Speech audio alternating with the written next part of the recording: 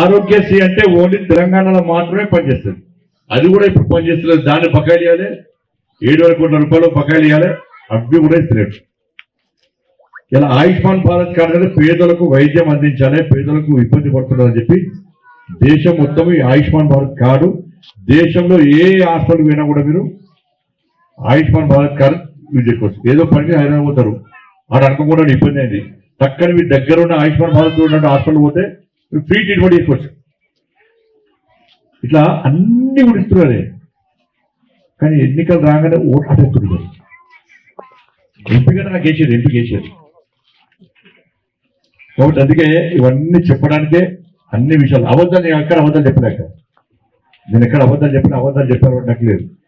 కాబట్టి మీ అందరు కూడా ఇలా పిఎం కిసాన్ సమ్మాన్ ఏదో వచ్చింది.